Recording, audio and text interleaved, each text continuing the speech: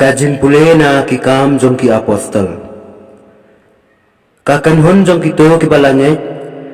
Kaladon tang kaway kadonur bat kamensem. Bat omdon uway ubaong. Bakano kano kamar kaba udon kadai kajong u. Henrei kilaya le lang kat kabakidon. Bada kaborba ki apostol kila ay ala kasaki ya kajing par uturai Jisu. Bat kajingai ay kabakraw kaladon halor jong ki baro. Omdon uway naki ubakardo namar kito kibadon langka niyeng kila de yaki bat kilawan ra e kapisa kat bayo na kabaladi bat kilabu yaka haki kejap jong ki apostol. Bat nangta layasam yaka haway pa uway kat kum kajing don kam jong u.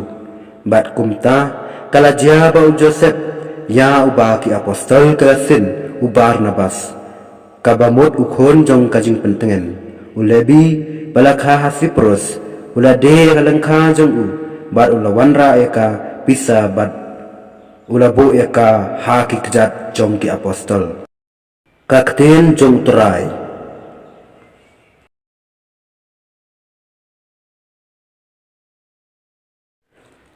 Kajing pule na gospel katkum u Yohanes.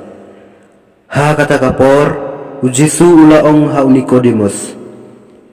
Dei ba endak habyang yapi kala kabe kat syaba kamon. Piyo asngawi kajing sawa jongka. Henrei pimtip na ay kawan ni siya ay kalay. Kalong kumjo ya utabaro ubalakha na umansem. U Nicodemus ulaong ha u.